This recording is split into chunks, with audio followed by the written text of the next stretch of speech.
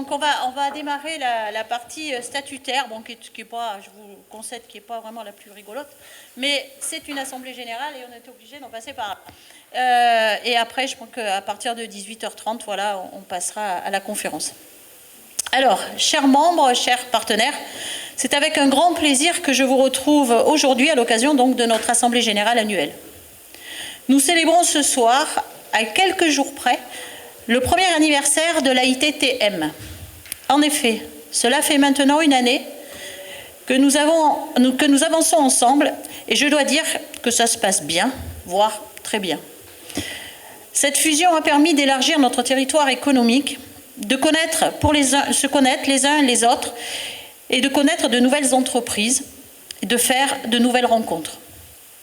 L'AITTM est avant tout un lieu d'échange et de partage entre les entreprises du territoire sur 2 communautés de communes différentes, et ce, dans un esprit de convivialité.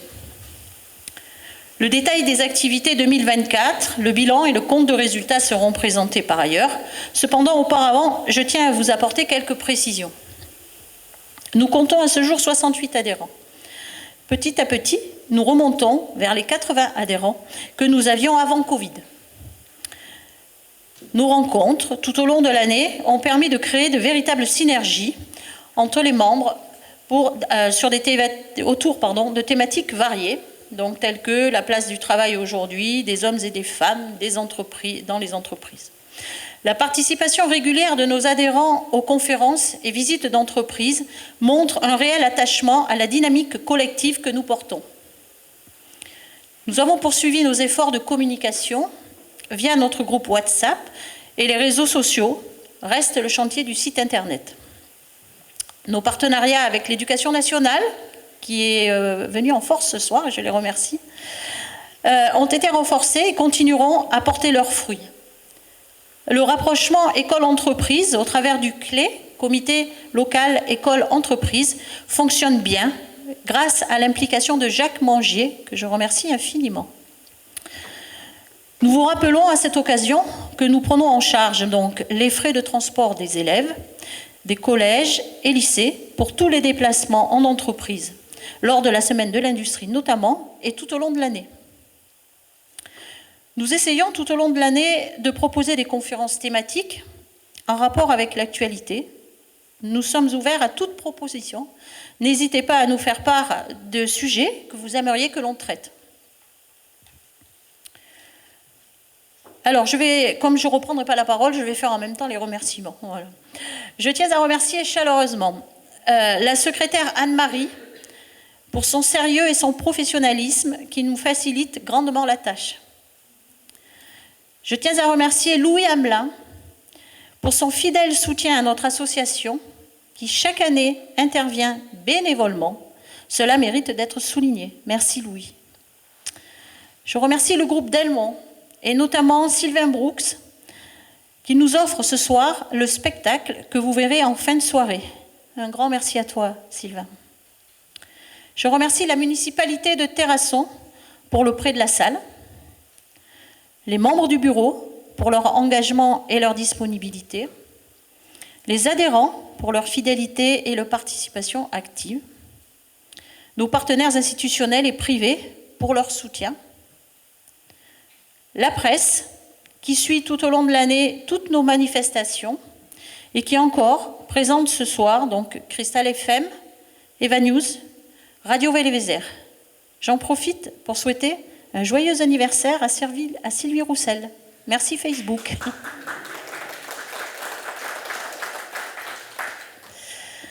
Et bien sûr, tous ceux qui contribuent de près ou de loin à faire vivre notre association au quotidien. C'est grâce à chacun d'entre vous que notre association conserve son dynamisme et sa convivialité. Je voudrais maintenant évoquer les perspectives pour l'année à venir. Continuer à renforcer la cohésion entre les membres au travers de nos conférences et visites d'entreprise. Développer de nouveaux partenariats avec les acteurs du territoire. France Travail, je remercie les représentants de France Travail. La mission locale, merci Anne aussi d'être présente. Les communautés de communes, normalement représentées par son président et son directeur, je ne sais pas s'ils sont là. L'association l'ARES, avec qui nous avons l'année dernière travaillé sur les différentes thématiques dont je vous ai parlé, et on verra ça dans le rapport d'activité.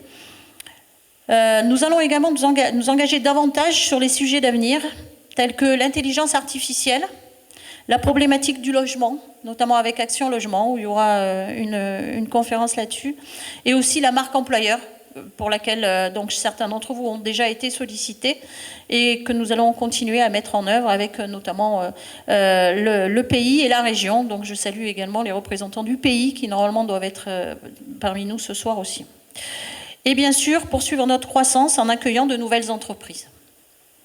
En conclusion, cette année a confirmé que notre association est un acteur essentiel qui s'inscrit pleinement dans le développement local du territoire, animé par des valeurs de partage et d'entraide. Continuons ensemble à faire vivre ce réseau dans un esprit de coopération et d'ouverture. Merci pour votre attention.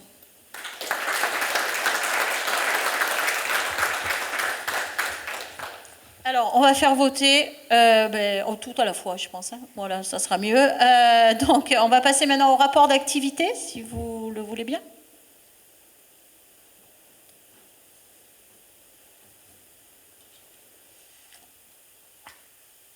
Alors... Donc, 2024 n'a pas été, je dirais, une année... bon, il y en a eu des mieux hein, en termes d'activité, mais bon, c'est peut-être aussi parce que, voilà, on fusionnait, on a intégré aussi nos amis de Montignac, et c'est pas toujours facile. Donc, mais ça se passe très très bien. Voilà. Donc, alors, nous avons eu donc différentes réunions de bureau. Donc, bon, on essaye d'en faire à peu près tous les 2 mois, tous les mois, ça dépend de l'actualité et de ce qu'il y a comme sujet. Donc, les différentes activités. Alors, donc nous avons fait d'abord une conférence débat, donc ce que je disais avec la RES, qui est une association donc lardinoise d'ailleurs, conférence débat donc sur la place du travail aujourd'hui. Donc c'était le 13 mars dernier. Donc la RES, en collaboration donc avec l'AIT, proposait une rencontre débat sur la place du travail. Cette soirée était animée par Madame Geneste, qui est docteur en économie et maître de conférence à la faculté de Bordeaux, rattachée à l'Institut de recherche Montesquieu. Elle est spécialiste donc des transformations économiques, de la qualité de vie au travail. Elle a apporté un éclairage sur les évolutions du rapport au travail, parce qu'aujourd'hui, effectivement, ça a beaucoup changé et il faut s'adapter, nous, les chefs d'entreprise, à tout ce qui, à ce que nous devons faire face par rapport, effectivement, à la valeur travail, qui est, à mon sens, plus tout à fait la même. Donc, cette conférence était ouverte à tous, salariés, employeurs, jeunes, parents et seniors. Cette conférence a permis donc de nombreux échanges et témoignages. Donc je sais que parmi vous, il y avait quelques-uns qui étaient là. Voilà, donc c'était une collaboration qui s'est bien passée, donc pour la première fois, donc avec la RES. Et du coup, c'est peut-être à renouveler. Je ne sais pas si son président est arrivé, parce que d'ici, on n'y voit rien. Mais en tout cas, voilà, je fais un appel. S'il veut, on recommence quand il veut. Ensuite, on a eu une réunion au lycée Saint-Antoine de Saint-Exupéry, donc à Terrasson, c'était le 29 avril. Donc les adhérents de l'AIT ont participé à une réunion organisée donc, par le lycée, en présence donc, des membres du CLE et des enseignants.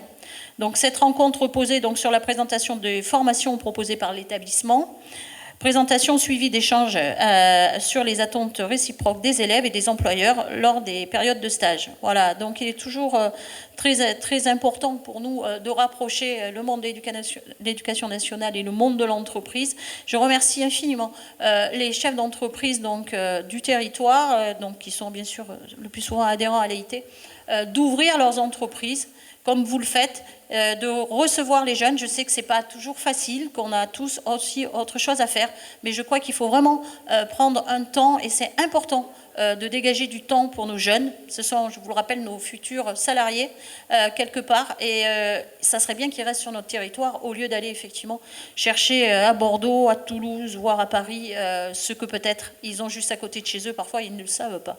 Voilà, donc merci à vous tous pour cette relation, et un grand merci à Jacques, parce que c'est prenant, c'est beaucoup d'investissement, voilà, et je sais qu'il le fait très bien. Alors il parle de partir à la retraite, mais bon, c'est un mot qui me chagrine un peu, mais bon, on ne va pas l'empêcher quand même. J'espère qu'on trouvera un successeur, et j'en suis sûre.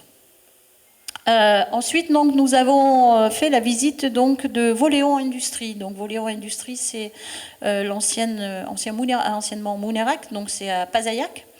Donc c'était le 19 septembre et donc nous avons les adhérents de l'AIT et les membres du CLE donc ont visité l'entreprise. Les participants donc ont pu découvrir les activités de l'entreprise, ses métiers, ses technologies. C'était un mouvement convivial et ça s'est terminé bien évidemment comme d'habitude autour d'un buffet auquel chacun peut échanger et c'est souvent là que je dirais que le ciment prend en tout cas pour l'association puisque ça permet effectivement d'avoir des échanges et puis de nouer parfois des amitiés et parfois pour les chefs d'entreprise d'échanger aussi sur les problématiques rencontrées et souvent des fois peut-être d'avoir aussi d'apporter des solutions en tout cas c'est important, ces visites d'entreprise. Alors, on essaye de rester sur le territoire, mais maintenant, je crois qu'on a commencé à faire pas mal de tours, ce qui fait que des fois, on déborde un peu. Voilà, donc cette année, on est allé dans les chaux de Saint-Astier. Et je sais on peut aller sur Périgueux, visiter aussi une très belle entreprise. Et donc, je pense qu'on en parlera, mais j'en parle pas tant qu'on n'en a pas parlé en réunion de bureau. Voilà. Ensuite, on a eu un colloque donc, sur le thème du travail, toujours avec l'ARES. On a organisé ce colloque qui a été riche en échanges autour du thème des hommes, des femmes et des entreprises. Cette rencontre a réuni une dizaine d'intervenants issus d'horizons variés, venus partager leurs analyses et leurs expériences. Donc, plusieurs thématiques ont rythmé la journée. Donc, c'était sur une journée. C'était un samedi. Donc c'était les réalités économiques du bassin d'emploi, les thèmes qui ont été abordés, la place du dialogue social, les défis de l'égalité salariale entre hommes et femmes, tout un programme. Inemployable, quelle solution? Voilà, est-ce que ça a été un débat aussi. Le travail en équipe, la responsabilité sociale des entreprises, bon, ça on nous en parle tous les jours, donc je crois que... Voilà, la journée s'est clôturée donc, par un moment fort de l'histoire locale, une rétrospective sur les relations sociales dans les années 1970, qui a été illustrée par les témoignages de M. Estoup, qui était l'ancien directeur des papeteries de Condat, et M. Lajoigny, qui était à la même époque son ancien délégué syndical. Je vous prie de croire qu'à certains moments, on n'a pas pleuré. Voilà. Donc c'était très très intéressant et je pense que voilà, c'est aussi des choses qui marquent et qui marqueront, je pense, un peu la vie de notre asso. En tout cas, ce moment-là, entre les deux, là, ça a été quelque chose. Voilà. Donc après, il y a eu l'Assemblée générale. Voilà. Et il y a eu l'Assemblée générale, donc, où on a intégré donc, les Montignacois avec nous pour notre plus grand plaisir. Donc l'Assemblée générale 2024 a été toujours animée par Louis, qui a rassemblé donc, de nombreux adhérents et partenaires. Cette soirée a été l'occasion donc, de sceller le rapprochement, comme je viens de le dire, de l'AIT et l'AIM, donnant naissance à l'AITTM, l'Association interprofessionnelle du territoire terrassonné montignacois. On a fait le point également sur les actions menées au cours de l'année, comme on vient de le faire, on va le faire, et de présenter 3 entreprises locales. On avait présenté donc les Pierres du Périgord, Chocolat Bovetti et les pastels Giraud de Montignac. Donc ce soir, il n'y aura pas de présentation d'entreprise parce qu'à minuit, je pense qu'on était encore là. Voilà, donc on a préféré faire une animation un peu différente et je pense qu'on reprendra l'année prochaine effectivement la présentation d'entreprise.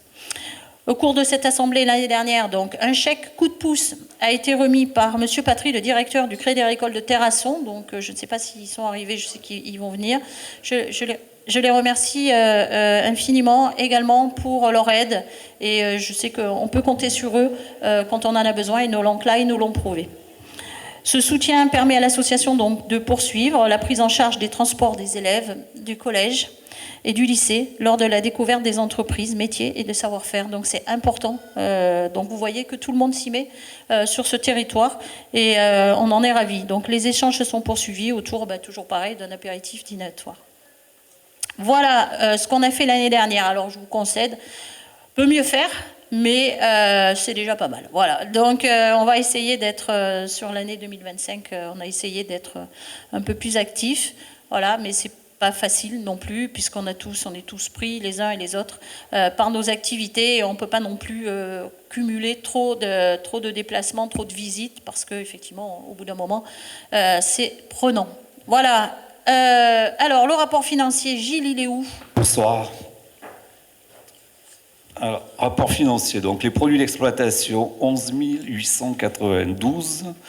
Donc les cotisations de membres, 7 235.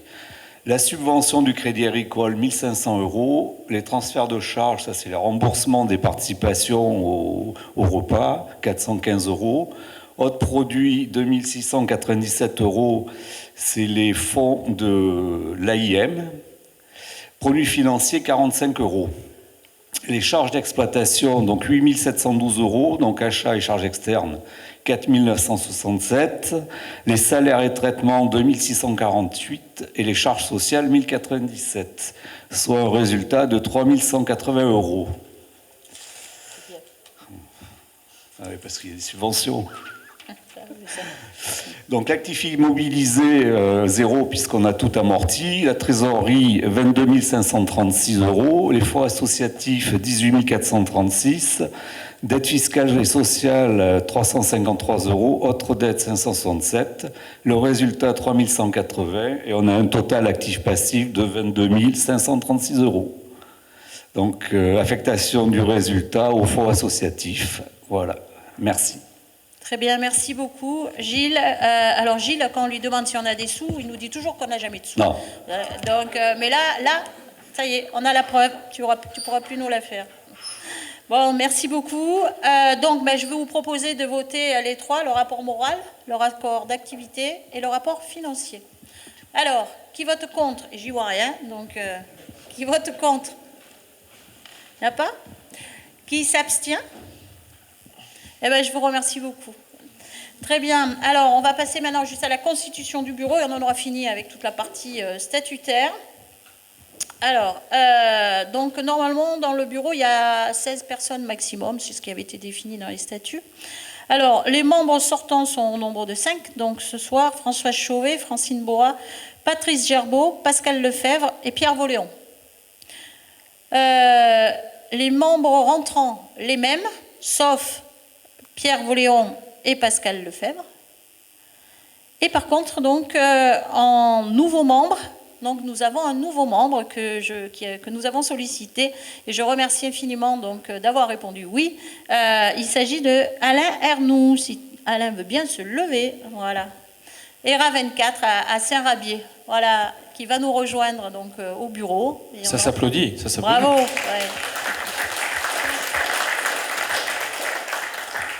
Voilà, et on en est ravis, merci, et puis bienvenue, et puis tu vas voir, c'est pas grave, ça t'engage pas à grand chose, et puis bon, on n'est pas méchants, hein, donc ça va, ça se passe bien en général.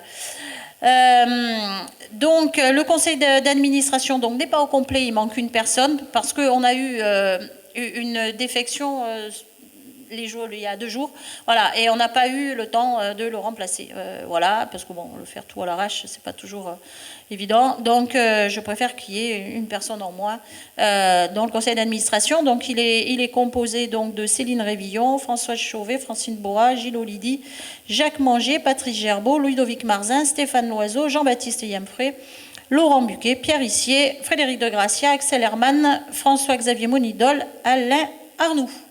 Voilà. Eh bien, écoutez, on en a terminé avec la partie statutaire. Je ne sais pas si j'ai tenu le timing. En tout cas, il est prévu de démarrer à 18h30 la conférence avec Veolia. On a même de l'avance, donc c'est parfait. On aura peut-être plus de temps pour les questions après avec voilà, très bien. Bravo Francine, hein, vous avez respecté le timing.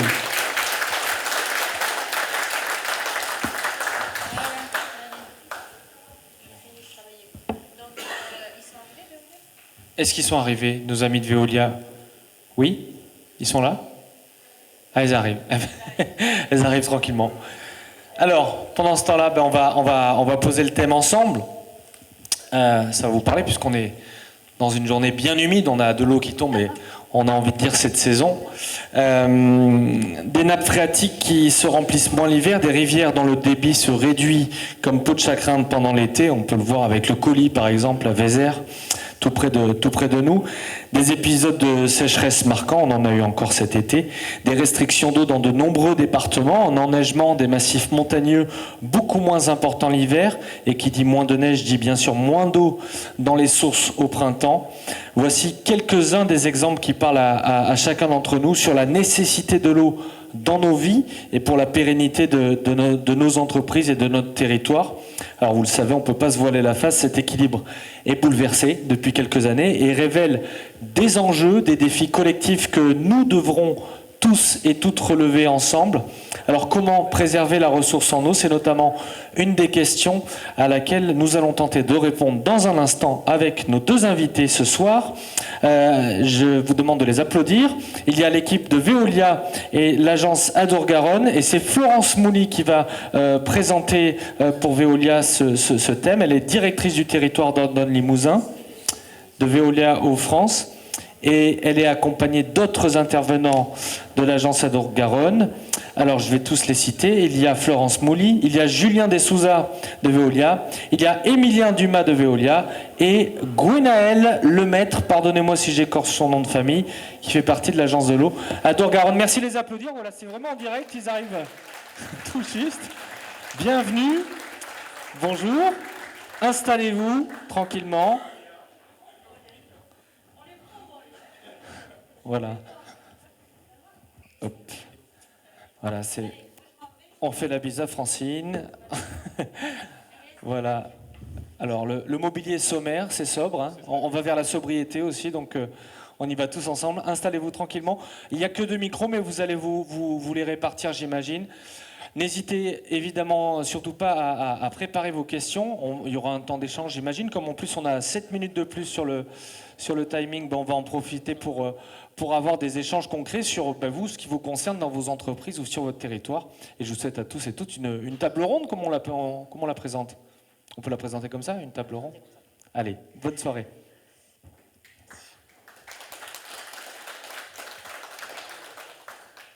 Et bonjour et merci de nous accueillir. Alors on est encore un petit peu dans les préparatifs puisqu'on a une présentation qui va être diffusée. L'ordinateur étant en bas, Julien est passé aux manettes pour pouvoir la mettre en place. Donc moi je suis Florence Mouly, effectivement je suis la directrice du territoire d'Ordonne-Limousin pour Veolia et je suis implantée et basée à Terrasson. Vous êtes nombreux à connaître nos locaux.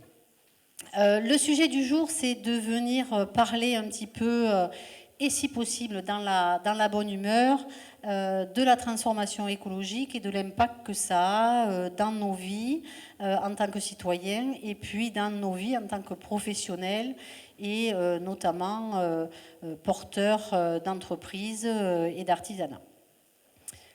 On constate que...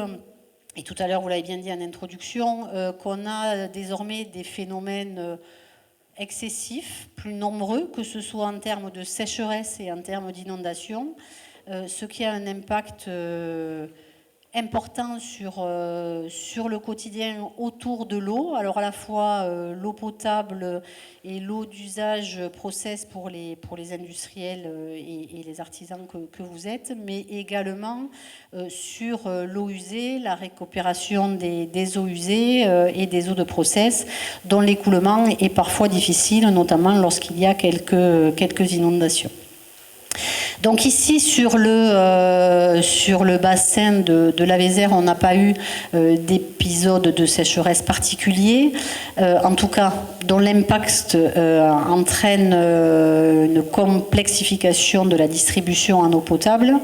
En revanche, dans le syndicat donc Périgord Est, dont vous le savez, c'est le syndicat qui alimente la zone dans laquelle nous sommes ici. Ce syndicat s'étend jusqu'à proximité de Sarlat et notamment le village de Salignac est alimenté par 2 sources qui, depuis ces dernières années, ont vraiment une chute très significative l'été, ce qui nous a conduit parfois à devoir mettre quelques conduites souples, on va dire, et en soutien pour quelques périodes. Ces 2 dernières années, on a réussi à tenir sur les sources telles qu'elles étaient. En revanche, on a bien vu le niveau baisser et se tendre et on est passé pas très loin d'un événement compliqué. Et dès lors qu'on se rapproche des événements compliqués, le quotidien de chacun fait que les usages des uns et des autres se mettent un petit peu en compétition.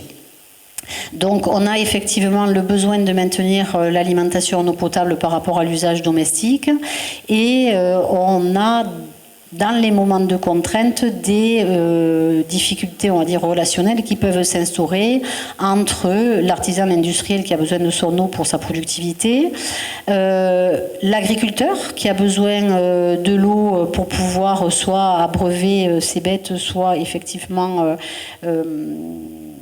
arroser ses cultures.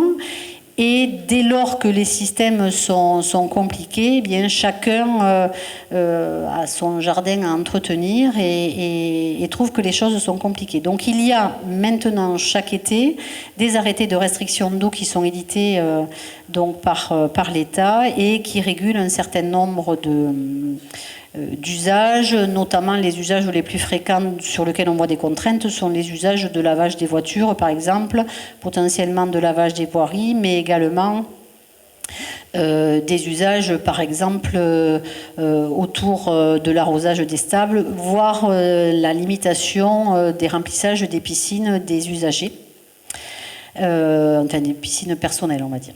Voilà.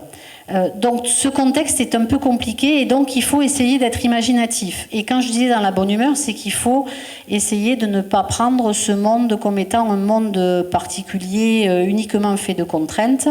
Il faut qu'effectivement tout un chacun fasse attention à son usage. Il y a quelques gestes dont vous parlera Julien tout à l'heure. Et puis, il faut apprendre à partager les usages. Et donc, quand on est avec un usage dont le besoin est professionnel, il faut aller chercher des idées, des solutions, finalement, pour limiter les impacts et pour s'adapter à ce monde nouveau qui va continuer d'être compliqué. Et donc, on va essayer les uns et les autres, enfin surtout mes collègues, ou en tout cas mes collègues, non pas de métier premier, mais qui sont sur les mêmes sujets, mes partenaires, voilà, tout à fait, merci. Et donc, on va essayer de vous donner un petit peu quelques contextes, quelques idées sur comment faire finalement avec des solutions qui ne sont pas toujours très compliquées, mais pour mieux comprendre l'usage qu'on fait de l'eau et du coup essayer de faire en sorte que ces usages-là puissent demain être un petit peu différent. Ce qui a un intérêt, c'est qu'effectivement, ça va limiter la tension sur l'usage. Ça peut également avoir un intérêt économique puisque du coup, la facture potentielle d'eau va s'alléger. Alors évidemment, pour avoir une facture qui s'allège, il y a sûrement quelques travaux à faire. Mais donc, le ratio, à un moment donné, doit se regarder aussi en ce sens-là. Et la vertu environnementale peut s'accompagner d'une vertu économique. Voilà. Donc la première, si... Je vois que les slides vont peut-être arriver. Donc c'est Gwenaëlle de l'Agence de l'eau qui va commencer à poser un petit peu le contexte donc vu de Adour-Garonne et puis vous expliquer aussi quelques soutiens qui peuvent être amenés. Ensuite, Émilien nous parlera d'audits particuliers qu'on peut faire dans le domaine professionnel. Et puis Julien conclura avec quelques trucs et astuces que nous connaissons. Voilà, donc écoutez, bonne écoute d'ailleurs, et puis tout à l'heure on reparlera sûrement autour de quelques questions. Merci, bonjour. Bonjour à toutes et à toutes. Alors moi, donc, c'est Gwenaëlle Lemaitre, donc je suis à l'Agence de l'eau Adour-Garonne. Donc en fait c'est un établissement public d'État. Donc on apporte en fait des aides, des accompagnements aux structures, aux collectivités, aux industriels, aux agriculteurs, aux associations. Et comment on apporte ces aides? C'est via des redevances que tout un chacun paye. Dans un principe, en gros, de l'eau doit payer l'eau, et en fait de solidarité, notamment entre les territoires, amont, aval, grande métropole, petite collectivité rurale. Donc voilà, en gros, c'est le principe en quelques mots. Donc moi, en fait, je suis coordonnateur territorial sur tout le bassin versant de la Dordogne. Donc en fait, c'est moi qui ai la vision, on va dire, de l'eau sur tout le bassin. C'est pas donc mon exposé là que je vais vous présenter. L'idée, c'était pas de vous parler que de financement. Alors je sais que les financements c'est important, mais c'était de vous apporter quelques petits éléments avant de contexte, parce qu'on dit souvent oui, il y a le changement climatique, oui, il y a des conséquences. Donc je voulais vous mettre un peu quelques chiffres par rapport à ça. Et après, l'idée aussi, c'était s'il y a des questions qu'on échange là-dessus. J'ai pas vraiment une présentation toute faite. Donc voilà, en quelques mots, juste qu'est-ce qu'a lancé vraiment, on va dire récemment, tous nos changements, toutes nos actions. C'est ce qui s'est passé en 2022. 2022, ça a impacté les entreprises, mais ça a aussi impacté les syndicats, les structures d'eau potable, ça a impacté les agriculteurs. Et donc en fait, ce qu'on a eu en 2022, notamment, c'est une sécheresse avec une grosse baisse de la pluviométrie, une grosse hausse des températures par rapport à la moyenne. Et en fait, ce qui s'est passé en 2022, c'est globalement ce qui risque de se passer régulièrement dans les années 2050. Donc en fait, voilà les conséquences qui sont indiquées là, des cours d'eau à sec, une ressource eau potable en limite. Donc voilà, l'objectif, nous, en fait, de l'agence de l'eau, c'est notamment d'accompagner toutes les structures pour éviter que ça se reproduise et de s'adapter. Donc voilà, si on peut changer peut-être la diapositive. Donc concrètement, à l'échelle du bassin versant la Dordogne, il y a maintenant pas mal de modèles climatiques relativement robustes qui permettent de savoir que finalement, à horizon 2050, on devra avoir une augmentation globale de la température de plus de 2 degrés. Concernant la pluviométrie, donc ça c'est un élément important parce que typiquement à l'échelle, on va dire nationale, il va y avoir des grosses différences entre la partie nord qui va être plutôt plus pluvieuse, la partie sud plutôt très sèche. Et nous finalement sur la partie Dordogne, on va être en intermédiaire par rapport à ça. Globalement avoir une pluviométrie relativement constante, mais par contre qui va être beaucoup plus variable en fonction des saisons. Donc en fait avec beaucoup plus de pluie normalement l'hiver, par contre beaucoup moins de pluie en été, et une période d'étiage, donc d'assec, qui va durer plus longtemps, avec les conséquences qu'on peut imaginer. Voilà. Qui dit hausse de température dit aussi plus de transpiration, notamment.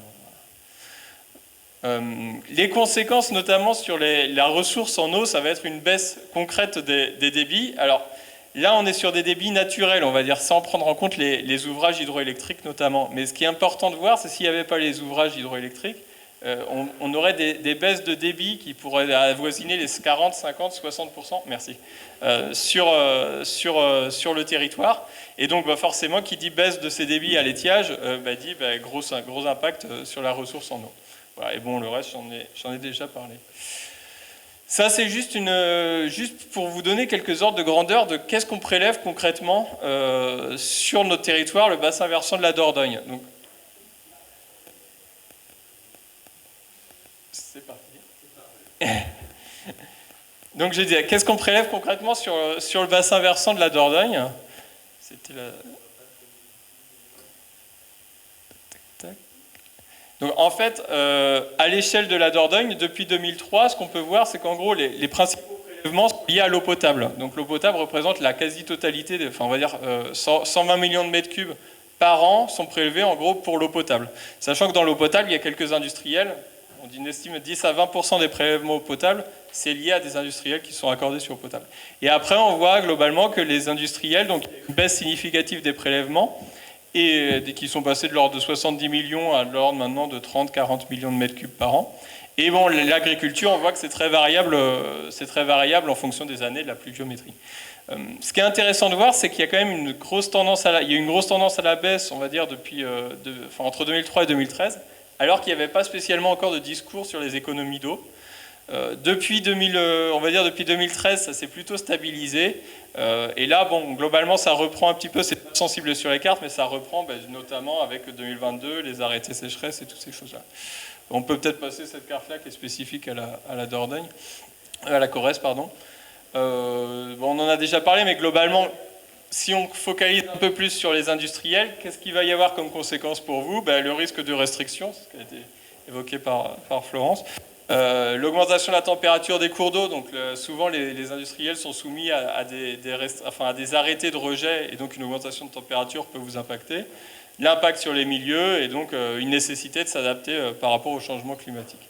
Donc voilà, bon, c'est un cas global, ça peut paraître un peu rébarbatif, mais l'avantage c'est que ça vous donne quand même une vision un peu concrète de ce qui va nous arriver, et donc à quoi l'agence de l'eau travaille.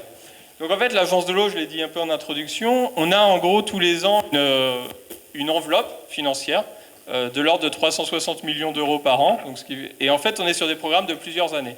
Et en fait, en gros, on va dire sur 6 ans, on a, donc là, c'est 2 milliards d'euros financièrement, on a 2 milliards d'euros qu'on va utiliser pour financer différents projets, en lien, donc on l'a dit tout à l'heure, avec les économies d'eau, la sobriété, des travaux d'amélioration de process industriels, par exemple, aide aux collectivités, toutes ces choses-là.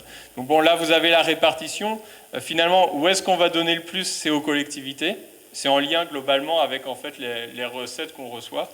Et après, bon, on voit quand même que la part non négligeable sur les industriels, les agriculteurs, enfin voilà. On peut passer, je pense, la diapo suivante n'est pas forcément très pertinente. Là, c'est juste une diapo pour vous expliquer en quelques mots, en gros, la redevance qui est touchée par l'agence, enfin en gros que les industriels, les entreprises à activité économique payent à l'agence de l'eau, donc on est autour de 20-25 millions d'euros par an, et la partie qui est reversée derrière aux industriels, dans les travaux de process, de choses comme ça. Donc on est quasiment à rapport du simple double, donc on est sur des territoires, enfin on est plutôt sur des choses bénéficiaires. J'ajouterais un point très important, parce qu'on nous fait souvent la remarque, ben oui, mais la solidarité urbain-rural, ça marche comment?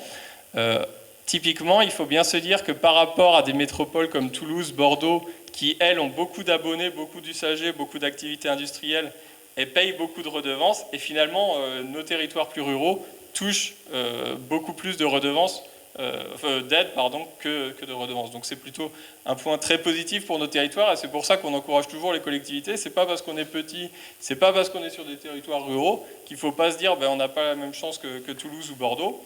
C'est vrai que je ne l'ai pas dit en introduction, mais nous en fait on a des délibérations qui nous fixent si on aide ou si on n'aide pas, et on n'a à aucun moment de distinction petit, gros ou des choses comme ça. C'est pas grave. Donc voilà. Pour finir sur ces interventions, donc là je voulais parler quand même un peu financement, que c'est des points qui peuvent vous intéresser. D'abord pour vous rappeler qu'en fait nous, dans le cadre de notre 12e programme de l'Agence de l'eau, en fait on a beaucoup d'outils qui vous permettent assez facilement, parce que parfois c'est un peu compliqué d'aller lire 20-25 pages de délibération ou des choses comme ça pour savoir si est-ce que vous êtes aidable sur un dispositif. Donc là, nous, dans le cadre de notre nouveau programme qui vient de commencer, donc qui a commencé cette année, qui est disponible pour 6 ans, sur notre site internet, on a pas mal de fiches qui sont très, très courtes, de 1 ou 2 pages, qui permettent déjà de vous faire une idée là-dessus, si vous êtes aidable sur des projets ou des choses comme ça. Après, je reviendrai à la fin, mais l'idée, c'est aussi, dès que vous avez des interrogations, c'est finalement de nous contacter. Le plus simple, il est là, de nous contacter. Nous, on vous dit tout de suite si vous pourriez être éligible à des aides ou pas sur différents projets. Donc voilà, ça, c'est nos outils généraux qui sont disponibles sur notre site. Et donc, notre nouveau programme, en fait, l'idée de ce nouveau programme de l'Agence de l'eau, il était toujours, on va dire, de travailler sur des thématiques qu'on avait déjà, la réduction des pollutions. Alors souvent, c'est là-dessus que les précédents dossiers qu'on avait sur les programmes précédents, c'était ça, de la réduction de pollution, création de stations d'épuration ou des choses comme ça, les industriels. Mais là, l'idée, c'est de coupler ça du soutien à l'activité économique. Donc la prévention des pollutions, c'est pareil, c'était déjà quelque chose qu'on avait déjà beaucoup abordé.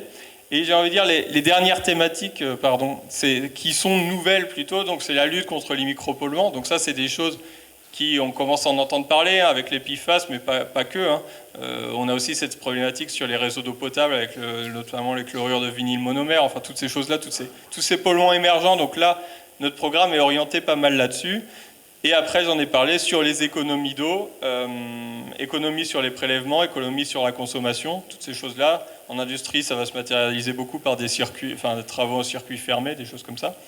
Et le point partenariat, j'en parle, et donc c'est notamment la raison de ma présence aussi aujourd'hui. On essaie, finalement, on se rend compte qu'avec certains acteurs, notamment les industriels, mais également avec certains acteurs de l'urbanisme, on avait peut-être un déficit on travaillait moins avec ces acteurs-là. Donc voilà, l'idée, c'est aussi de nous faire connaître par rapport à ça, et puis qu'on échange là-dessus, et qu'on essaie de travailler aussi, je ne sais pas, à l'échelle, par exemple, de confédérations un peu plus larges pour essayer de toucher efficacement les personnels. Voilà. Bon, ça, c'est des objectifs, on va dire, un peu bateaux, mais l'idée d'un programme, c'est quand même de se fixer des objectifs, parce que sinon, on se rend compte que l'argent, on peut l'injecter, s'il n'est pas bien utilisé, c'est pas toujours très utile. Donc voilà, c'est trois objectifs. Et en fait, le nouveau programme vise à, on va dire, à être le plus ambitieux possible. Donc, ce qui veut dire qu'en fait, les programmes précédents, par exemple, peu importe quel dossier on avait, on aurait dit, exemple, hein, on aurait donné 50% de subventions sans se poser trop de questions. C'est un exemple. Et finalement, notre nouveau programme, là, l'idée, c'est plutôt de se dire, si on intègre, par exemple, le changement climatique, si on essaie de coupler des travaux de réduction de la pollution couplés à de l'économie d'eau, toutes ces choses-là, c'est tout un système de bonification qu'on essaie de mettre en place pour essayer d'aider au maximum toutes les structures. Là, je suis focalisé sur les industries, mais c'est globalement toutes les entreprises et tous les services au global. Et donc j'en ai parlé un tout petit peu, les opérations collectives. C'est vrai que s'il y a, je ne sais pas, une entreprise de peinture qui nous pose un dossier, une toute petite entreprise de 5 salariés qui nous pose un petit dossier, c'est vrai que l'impact global sur la Dour-Garonne ça va être assez peu marqué. Donc nous, c'est vrai que si on réussit à avoir 20 entreprises dans la même filière qui travaillent qui essaient de nous poser des dossiers, on va pouvoir valoriser mieux potentiellement des bonifications, des choses comme ça. Donc on essaie d'encourager ça. Et donc là, pour finir, j'ai quelques diapos sur les taux. Bon, c'est vrai que je parle beaucoup. On aurait peut-être pu faire des questions. Bon, on fera après. Ouais. Voilà, donc là je voulais juste vous présenter quelques taux pour vous donner des idées. Donc là c'est vraiment les taux qui s'appliquent aux activités économiques. Je n'ai pas du tout focalisé sur toutes nos autres thématiques. Et donc pour vous expliquer que par exemple tout ce qui est volet sobriété, économie d'eau, si vous voulez lancer des études au sein de vos entreprises pour évaluer les économies d'eau, donc là c'est des choses qui peuvent être aidables de l'ordre de 60 à 80% selon le statut de l'entreprise. Alors là en fait c'est qu'on est limité par les marchés... par l'encadrement communautaire des entreprises. Donc les petites entreprises peuvent être à 80%, les grandes entreprises c'est jusqu'à 60%. Et après, tout ce qui va passer derrière sur la partie travaux, là c'est pareil, on va avoir des modalités d'aide qui sont quand même assez intéressantes avec si vous voulez faire des travaux d'économie d'eau sur une entreprise, donc on peut avoir des travaux de l'ordre de 40 à 60% sur les zones à enjeu. Alors 40 à 60%, c'est toujours pareil, petite entreprise 60%, moyenne 50%, grande 40%. Et sur les zones moins prioritaires, on est de 30 à 50%. Qu'est-ce qu'on entend par zone prioritaire ou non prioritaire pour la quantité? On va dire c'est les zones où il y a des déficits d'eau claire, du citernage, des problématiques comme ça. Là, c'est sûr on va les regarder attentivement avec quand même des conditions. On va dire, l'idée, c'est quand même d'économiser un certain volume. Si vous nous dites on économise 1% de nos volumes, bon, c'est pas forcément ce qu'on va chercher. Donc voilà, on va dire pour la partie quantitative. Et après, pour le volet dépollution, donc ça, c'était déjà quelque chose qu'on aidait bien. Donc pareil, les études pour réduire la pollution sur les cours d'eau, on va être sur des taux de 60 à 80%. Et après, donc les travaux, donc là, ça va être clairement ce que je disais tout à l'heure, création de stations de traitement, mise en place de traitements tertiaires, quaternaires, enfin toutes ces choses-là. Donc là, on va dire sur la partie macro-polluant, en fait, on n'est qu'à 30%. Pourquoi on n'est qu'à 30%? Parce qu'on considère que depuis le temps qu'on travaille sur ces sujets-là, c'est pas là qu'il y a la priorité. Par contre, voilà, sur la partie, tout ce qui va être opération prioritaire, et donc dans l'opération prioritaire, là, on est sur les micro-polluants, sur les masses d'eau, les petites masses d'eau qui sont fortement impactées sur le changement climatique. Là, on va être sur des taux nettement plus intéressants. Et le dernier sujet dont je voulais vous parler par rapport à la dépollution, enfin on a parlé de dépollution, mais c'est pas que, c'est aussi réduction des îlots de chaleur, meilleure gestion à la source des effluents, et tout ce qui va être des imperméabilisations. Souvent les activités économiques ont des grands parkings qui sont pas, ou des grands espaces qui sont fortement enrobés, on va dire, peu perméables. Et donc là-dessus, nous, on peut aller sur des taux d'aide de désimperméabilisation qui peuvent aller jusqu'à 70%. Donc je sais que c'est des choses qui commencent à bien sortir. Nous, sur la partie collectivité, on a énormément de projets. Sur la partie activité économique, un peu moins. Mais voilà, il ne faut pas hésiter à nous contacter par rapport à ça. J'avais mis un exemple, mais c'est peut-être pas le plus intéressant. Le diapo, il sera peut-être diffusé, j'imagine. Donc là, l'idée d'un diapo d'après, j'ai mis les contacts. En fait, du coup, moi, en tant que coordonnateur territorial, c'est pas moi qui gère spécifiquement les dossiers industriels, c'est mes collègues du siège. Donc, je vous ai mis les coordonnées, comme ça, vous les aurez. Après, n'hésitez pas à contacter la délégation de Brive, parce que nous, on est basé à Brive. Nous, on essaie de faire l'intermédiaire. Si on voit que les dossiers, ils n'avancent pas, on essaie de les faire avancer. Et nous, on est vos interlocuteurs locaux, donc n'hésitez pas à nous contacter. Voilà, désolé, j'ai parlé beaucoup. Donc, si vous avez des questions, n'hésitez pas. Et puis après, voilà, l'idée, c'est aussi de vous dire que si vous avez des projets, n'hésitez pas à essayer de voir avec nous pour voir s'il y a des choses qui peuvent être faites, quoi. Merci.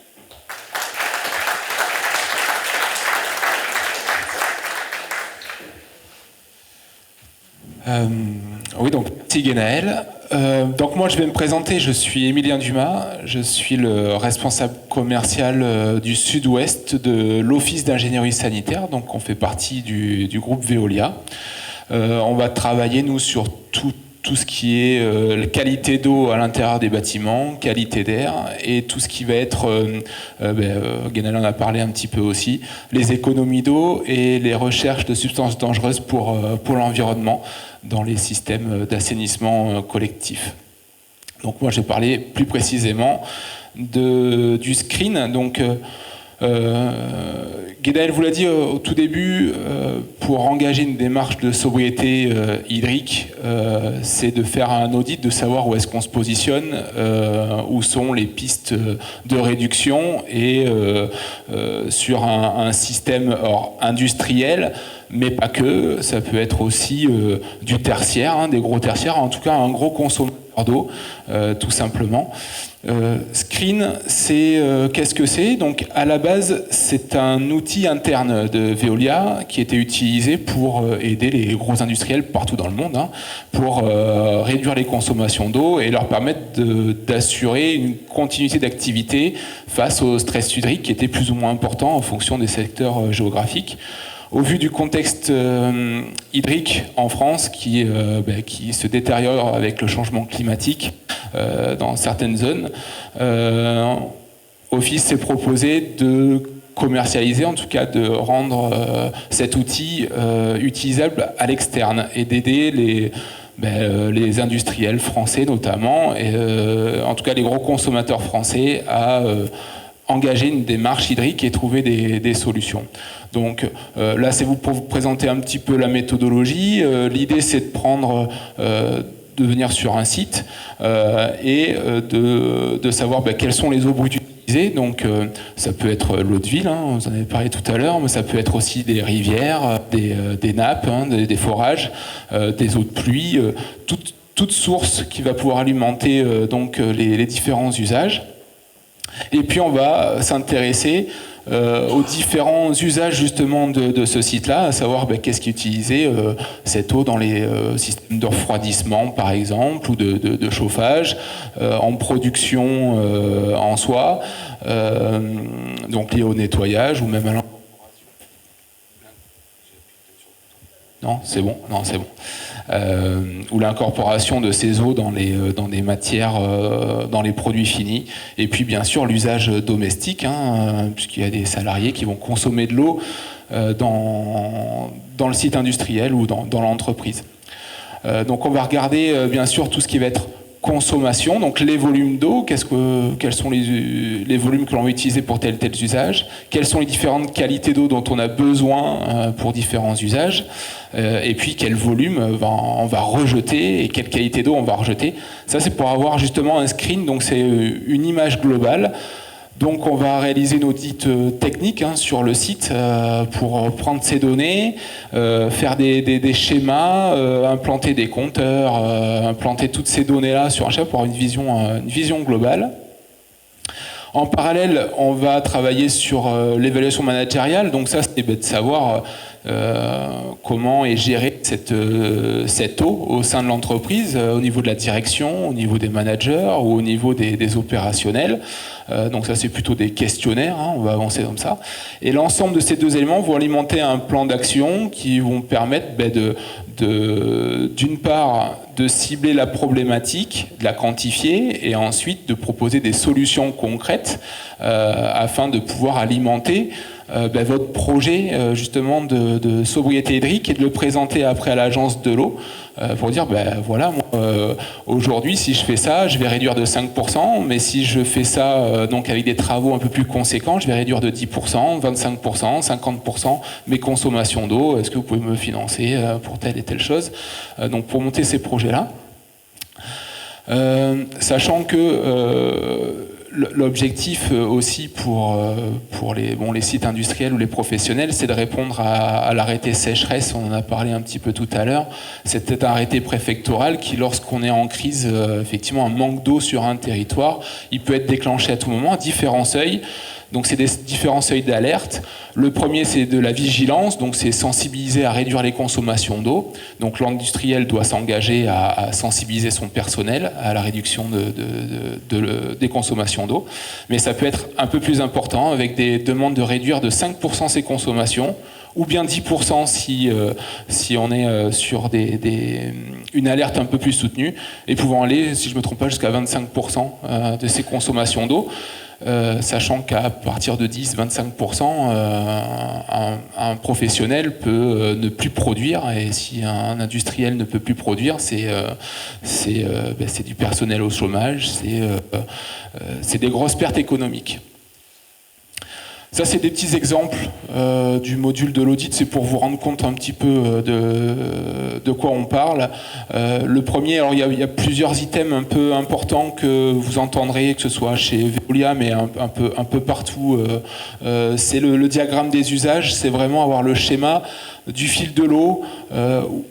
Où est-ce qu'on capte l'eau, où est-ce que l'eau est alimentée, sur quels usages, et puis ça va être l'opportunité de faire peut-être aussi des plans des réseaux, de savoir où est-ce que mon réseau passe, parce que les entreprises évoluent, au début elles sont petites, puis petit à petit elles avancent, elles grossissent, donc on perd un peu le fil de l'information, donc ça permet d'avoir ces schémas-là. Ça permet d'implanter aussi des dispositifs, que ce soit de traitement d'eau, des compteurs d'eau, des machines, tout simplement. Donc ça c'est une vision globale de son usage de l'eau. Voilà. Bien sûr, maintenant on sait où est-ce que va l'eau dans l'entreprise, ensuite on va pouvoir aussi faire ce qu'on appelle le bilan hydrique, c'est-à-dire maintenant on a les différents usages. Ok, quel volume on compte sur ces différents usages, qu'on va coupler bien sûr en parallèle avec les différentes qualités d'eau dont on a besoin.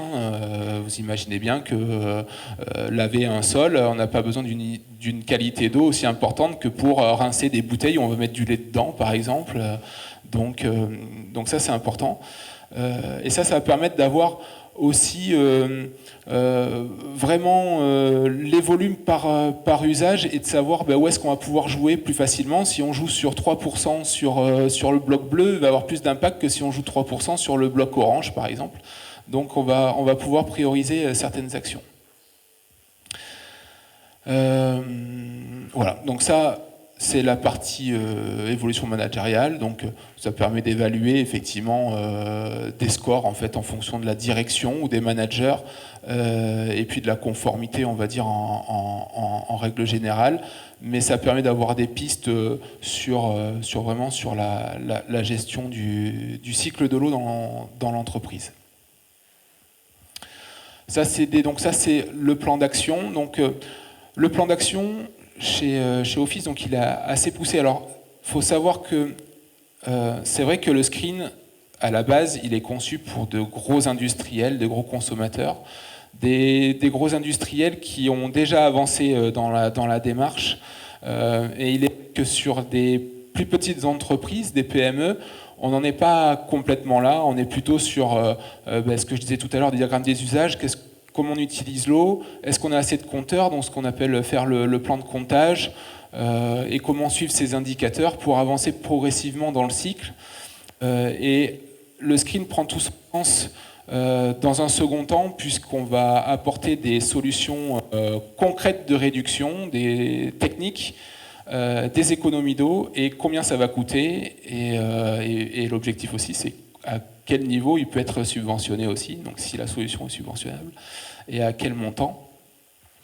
Donc le plan d'action va travailler sur cette partie-là, donc c'est pour ça qu'il est structuré en différentes parties, c'est connaître déjà son installation, réduire directement des actions concrètes pour réduire déjà ses consommations d'eau, et puis après il y a tout le pôle recycler. Alors recycler, c'est un Enfin, on peut faire beaucoup de choses. Ça peut être recycler des matières premières. Par exemple, quelqu'un qui va fabriquer du fromage, il va acheter du lait. Dans le lait, il y a 90% d'eau, donc finalement, il achète déjà de l'eau. Finalement, donc au lieu de les rejeter, cette matière première, plutôt les réutiliser, la réinjecter ailleurs dans le process. Recycler les autres processus.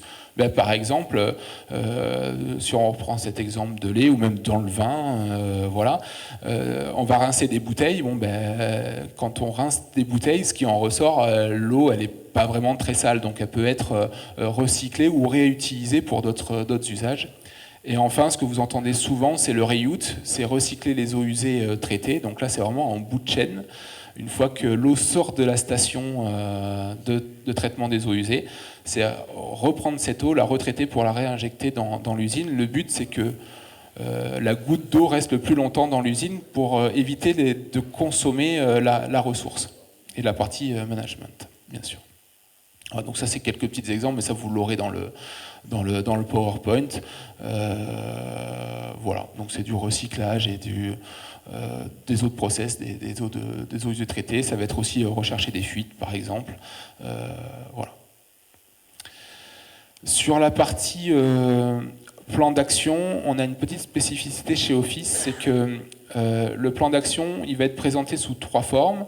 La première, c'est juste une plaquette A4 sur une page pour suivre, avoir une vision globale. Ça, c'est plutôt destination de la direction, comme ça on sait à peu près où est-ce qu'on va. On a une autre approche du plan d'action, c'est plutôt vraiment des items sur les différentes connaître, réduire, etc. Ça, c'est plutôt pour les managers, pour dire bah, ça, j'ai avancé ce projet sur cette action-là ou pas, etc. Et ensuite, il y a le plan d'action détaillé, où là, on sait concrètement ce que l'on fait. Donc ça, c'est plutôt sur la partie exécution des travaux, ou en tout cas de Ici, c'est le screen pas à pas, donc ça peut prendre du temps selon la complexité du site. Mais sachant que là, on va dire que maintenant, on le découpe un petit peu, c'est-à-dire qu'on prend un temps plutôt technique et de compréhension du site pour peut-être positionner par exemple des compteurs d'eau même connectés, comme ça on connaît aussi les fuites éventuelles sur certains usages. Et une fois qu'on a ces données-là, on va pouvoir savoir concrètement quel usage consomme quoi et qu'est-ce qu'on peut faire pour réduire les consommations. Donc voilà, donc des visites techniques, opérationnelles, et puis une partie, mais ça peut être long, voilà, jusqu'à 20 semaines au total, et après l'accompagnement pour la réalisation des dossiers, et puis bien sûr des travaux. Voilà, donc pour résumer, un screen, qu'est-ce que c'est? Ça permet d'assurer le plan de continuité d'activité de l'entreprise, faire qu'elle continue tout le temps, malgré les arrêtés sécheresse et les conditions, on va dire, du changement climatique. Répondre aux contraintes réglementaires, donc préserver la ressource d'une part, mais aussi, si on recycle l'eau dans l'entreprise, le rejet va être aussi plus concentré en polluants.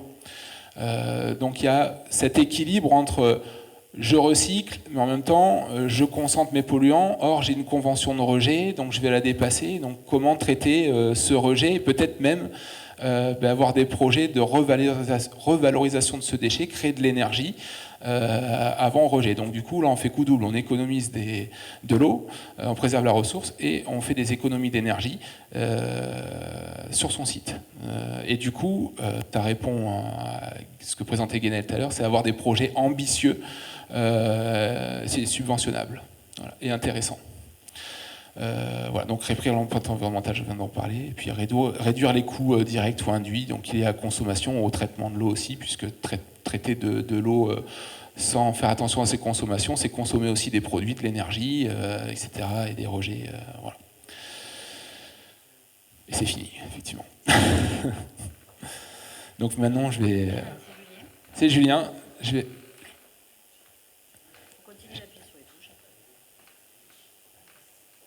Mais je vais prendre ta place. Ouais, je vais prendre ta place. Je vais passer le flambeau.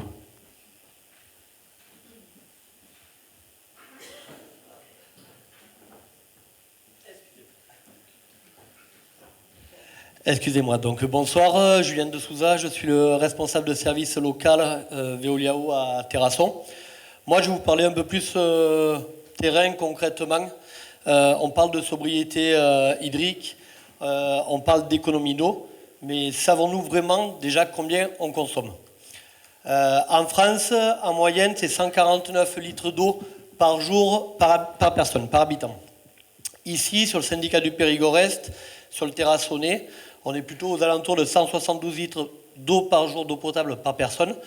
Tout ça, c'est lié à l'industrialisation, l'impact touristique, tous les usages qu'on va avoir de l'eau potable. Quelques exemples de consommation qui peuvent vous intéresser, vous, pour savoir ce que vous êtes capable d'économiser au fil de l'année. Ça va être combien consomme des toilettes. Donc une chasse d'eau, 6 à 12 litres par utilisation, et des chasses d'eau qui peuvent utiliser des doubles commandes, où c'est qu'on va réduire la consommation en eau potable. La cuisine, on s'aperçoit que le lave-vaisselle est finalement plus économique en eau potable qu'une vaisselle faite à la main. Et pour les bâtiments administratifs, faut savoir que en moyenne, votre consommation dans un bâtiment à usage de bureau, ça va être 30 à 50 litres par jour par employé. Ouais, s'il te plaît. Comment maîtriser sa consommation? Tout d'abord, quel est l'intérêt? On en a parlé. Un premier intérêt qui va être économique, pour réduire vos factures d'eau à la fin d'année, mais aussi écologique. Avoir une démarche dans ce sens-là peut vous accompagner sur une image de votre entreprise en diminuant la sollicitation de la ressource naturelle. Ici, sur le Terrassonnais, on utilise majoritairement des forages. L'eau potable est issue de captage de forages en profondeur. Ces forages, ils n'ont pas une durée de vie illimitée. À force de pomper dedans, on s'aperçoit avec la sécheresse que chaque année, le niveau de la nappe diminue. Comment avoir un impact sur votre consommation d'eau? Tout à l'heure, Emilien en parlait, le management, le comportement de chaque personne, de chaque individu, avec des mauvaises habitudes de consommation et avec une absence de sensibilisation. Si on sensibilise les gens à mieux utiliser l'eau potable, on va avoir des diminutions sur leur consommation d'eau. Les fuites, on s'aperçoit qu'aujourd'hui, on a 20% de perte d'eau entre ce qui est pompé et ce qui est consommé. Il faut savoir qu'un goutte à goutte sur un robinet, c'est 18 mètres cubes d'eau par an. Ça représente 33% de la consommation d'une personne annuelle. Une chasse d'eau, on a tous vu des chasses d'eau, on râle du calcaire. Le calcaire qui se met dans les chasses d'eau et la chasse d'eau qui suinte toute la journée. À la fin de l'année, c'est 30 mètres cubes. Les pressions excessives. On n'a pas besoin d'avoir une pression d'eau excessive supérieure à 3 bars dans les habitations. Dans les industries, à part certains process qui nécessitent une eau pressurisée, mais ça, c'est des réseaux qui sont internes. Mais on peut diminuer la pression à l'entrée de notre bâtiment. On sait bien que la consommation d'eau va être liée au débit et à la pression. Donc plus on baisse la pression, plus on économise d'eau. Et des équipements inadaptés. C'est des choses toutes simples. Ça va être des robinets Presto qui sont temporisés, qui vont éviter que l'eau coule plus longtemps que nécessaire. Et je vous en parlais tout à l'heure, les chasses d'eau par exemple à double commande. Des solutions pour les professionnels. Emilien vous a présenté les audits qui vous permettent d'identifier et de déterminer les actions sur la maîtrise de vos consommations en eau. Ça va être sectorisé pour les grosses entreprises qui vont avoir différents usages de l'eau potable en mettant des sous-compteurs sur les différentes unités professionnelles. Ça va être des sous-comptages pour le bâtiment administratif, du sous-comptage pour unité de production 1, unité de production 2, et qui vont permettre en plus d'avoir une optimisation sur la performance de vos produits. Et bien sûr, la substitution de la ressource avec la récupération des eaux de pluie pour l'arrosage, pour le lavage des véhicules, et le recyclage des eaux usées pour des eaux de process, les eaux de refroidissement, les eaux industrielles. Là, je vous ai mis en photo, c'est la réhute de la station d'épuration de Terrasson. Aujourd'hui, la communauté de communes a fait le pari d'utiliser de l'eau usée traitée pour certains usages. La législation est en train d'évoluer dans ce sens-là. Aujourd'hui, on utilise, quand on cure le réseau assainissement sur le terrassonnais, on n'utilise pas de l'eau potable. Ça ne sert à rien de mettre de l'eau potable dans le réseau d'assainissement collectif. On utilise de l'eau qui a été traitée, qui va revenir à la station d'épuration, mais qui n'a pas été potabilisée. Voilà. Maintenant, si vous avez des questions.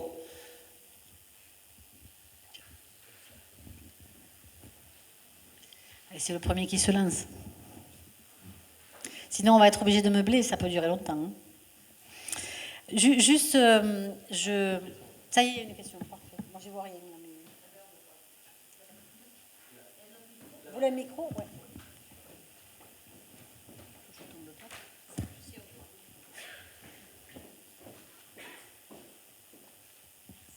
Bonsoir. Moi, j'avais une question aussi. Là, on parle de l'effort des entreprises, de l'effort des particuliers, forcément, qui sont gros consommateurs. Mais il y a aussi l'effort sur le réseau. Est-ce que Veolia, justement, entreprend des plans d'action d'économie sur tout ce qui va être fuite? On sait que c'est un problème qui fait perdre beaucoup d'eau. Et du coup, je voulais savoir si Veolia aussi avait des plans d'action dans ce sens. Alors vous avez parfaitement raison. Le sujet est un sujet qui est d'abord collectif. Et effectivement, si le fournisseur d'eau potable n'est pas exemplaire, ou en tout cas n'est pas dans la démarche, on passerait quand même à côté de sujet. Alors aujourd'hui, ce qu'il faut savoir, c'est que le fonctionnement d'un système d'eau potable est totalement lié à la gouvernance qui va avec. La gouvernance de l'eau aujourd'hui, elle est assise sur les collectivités et notamment sur les syndicats. On a la chance sur ce syndicat qui vous alimente ici, par exemple, donc Périgord Est, d'avoir un contrat qui s'est réécrit récemment, qui maintenant tourne depuis 2 ans, et sur lequel il était demandé à tous les candidats d'avoir un engagement, de prendre un engagement particulièrement fort pour améliorer le rendement d'eau potable. On parle de rendement, mais de manière assez précise, ce qu'il faut regarder, c'est pas... Alors le rendement, c'est ce qu'a dit Julien, c'est la différence entre l'eau qu'on met dans le réseau au départ à la production première et puis la somme de toutes les consommations que l'on voit, que l'on constate chez tous les gens qui sont connectés au réseau d'eau potable. Voilà, ça c'est le rendement. Donc il est aux alentours de un peu plus de 80% sur le secteur de Périgord Est. Mais en fait, ce rendement de 80%, il peut être très bon dans un système, et en fait, il peut être peu engageant et peu valorisé sur un autre système. Pourquoi? Parce que l'important, c'est de savoir combien d'eau se perd effectivement, mais c'est de savoir combien d'eau se perd sur combien de kilomètres. Parce qu'effectivement, perdre 1000 litres sur 10 km, c'est pas pareil que perdre 1000 litres sur 1 km. Et lorsqu'on a notamment des consommations en urbain, c'est pour ça qu'on a les rendements souvent dans les zones urbaines qui sont plus importantes, on a des immeubles, alors que ce soit des immeubles d'habitation ou autres, c'est-à-dire en tout cas des compteurs qui ont des grandes quantités d'eau, mécaniquement sur peu d'espace, sur 1 mètre de tuyau, il va y avoir une grosse consommation. Donc techniquement, ça ne génère pas beaucoup de pertes. Donc c'est pour ça qu'on raisonne à la fois, et l'agence de l'eau surveille ça avec tout le système de subvention et le système également de prise sur les diverses redevances. On regarde donc quel est l'indice linéaire de perte, c'est-à-dire combien d'eau se perd dans les tuyaux en fonction de kilomètres. Et là, effectivement, les exploitants comme Veolia ont des contraintes posées par leur contrat qui dit moi je veux que l'indice linéaire de perte il soit inférieur à temps, que le rendement il soit inférieur à temps, et mettez en place les éléments qu'il y a à faire. Donc du coup, vous voyez parfois nos collègues se promener avec ce qu'on appelle des tuyaux de poêle, historiquement, des poêles où en fait on écoute ce qui se passe dans les tuyaux d'eau pour essayer d'entendre où c'est qu'il y a des fuites. Se rajoutent à tous ces systèmes-là des systèmes d'écoute qui sont positionnés, alors parfois sur des compteurs, parfois sur des zones charnières sur un réseau, pour écouter en permanence le bruit de l'eau et pouvoir entendre s'il y a un bruit différent qui dénoterait une perte en eau. Tout ça est réalisé au quotidien par les équipes d'exploitation et sur l'action qui a été prise sur le syndicat pour l'exploitant, en plus, c'est de mettre en place le télérelevé. Donc on en a parlé tout à l'heure. Le télérelevé, c'est rendre les compteurs d'eau communicants pour que l'information de la consommation de la journée soit, et de l'heure même d'ailleurs, soit enregistré et puisse être renvoyé. Donc ça, c'est quelque chose qui se met en place depuis 2 ans et qui est quasiment terminé sur l'ensemble du syndicat. Et ça va permettre à chaque abonné et à nous par ailleurs en exploitation du réseau de savoir quelle est la consommation qui a été réalisée dans la journée. Donc du coup, s'il y a la fameuse fuite, on peut la détecter en le regardant. Si on passe le Karcher sur sa terrasse pour nettoyer, eh bien, on va voir qu'on a un pic de consommation d'eau. Et pour l'avoir vécu, c'est quand même hallucinant ce que consomment ces machines-là. Et donc tout ça va contribuer à rendre un peu plus vertueux à la fois les consommations et à la fois la recherche de fuite par l'exploitant du réseau. Et pour compléter ensuite tout ce que fait l'exploitant, donc en l'occurrence ici Veolia, la collectivité elle-même investit sur la base des fuites que l'on détecte, des avaries que l'on constate sur le réseau. On identifie ça sur une cartographie et on dit à la collectivité, tiens, il y a une conduite un peu ancienne qui est, semble-t-il, un peu plus sensibilisée et pour lequel il y a plusieurs fuites sur plusieurs années qui se sont passées dans une petite portion. Donc plutôt que de continuer à mettre des pansements sur un même tuyau, peut-être ce serait bien de changer le tuyau. Et donc la collectivité lance à son tour des renouvellements de tuyaux et c'est pour ça que vous voyez de temps en temps quelques chantiers un peu importants sur les réseaux et sur les voiries qui nous entourent. Un élément particulier, alors je ne sais pas si c'est ça que tu allais dire, tu allais parler des chiens ou pas encore ? Tu allais parler un peu de tout. Donc je vais laisser la parole à Julien qui va se régaler d'expliquer comment il fait ça. Je vais juste parler moi de la recherche canine. Vous aurez potentiellement l'occasion de croiser une brigade canine, puisqu'on a innové depuis 2 ans chaque année en lançant une recherche, notamment dans les zones rurales sur lesquelles il faut faire beaucoup de longueur de tuyaux à pied avant d'entendre potentiellement où c'est qu'il y a une fuite. On a des chiens qui sont éduqués, comme finalement on éduque les chiens à la recherche de drogue ou d'autres événements dans la police. Ben nous, les chiens sont éduqués à sentir l'odeur du chlore. Et donc, ils ont cette faculté d'avoir une détection qui est plus forte et en tout cas plus rapide que ce qu'on peut faire nous en se baladant avec nos systèmes d'écoute au sol. Et donc là où nous, on va mettre plusieurs jours pour passer une conduite, bien le chien, lui, finalement, en quelques heures, il va passer une longueur de conduite et il va s'arrêter net à un endroit où il aura détecté une odeur particulière. Et donc ensuite, les équipes du Julien vont intervenir sur place, faire un trou et aller regarder donc au niveau de la conduite s'il y a une fuite déjà avérée ou si on peut détecter que le tuyau a peut-être une sensibilité et qu'il est peut-être en train de commencer d'avoir quelques effritements qui derrière pourront conduire à une fuite derrière. Donc tout ça, à la fois, est toujours tracé sur une cartographie et permet d'avancer. Donc c'est effectivement un engagement constant d'aller chercher les fuites sur les réseaux et d'aller pouvoir derrière limiter les départs d'eau dans la nature. En termes sur le réseau d'eau potable, le syndicat de Périgord-Est, c'est à peu près 1000 km de réseau d'eau potable et on applique exactement les mêmes choses que je vous ai décrites tout à l'heure.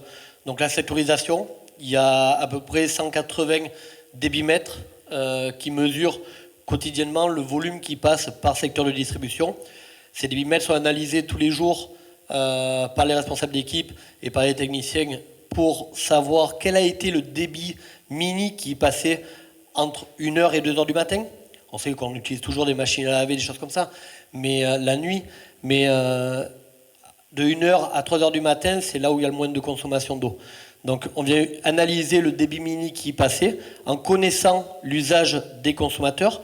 Si on a un industriel ou un agriculteur qui remplit une bâche la nuit, on sait combien il va consommer. Et ça, c'est analysé pour pouvoir envoyer les chercheurs de fuite le lendemain matin. On a aussi mis en place sur le nouveau contrat des réducteurs de pression.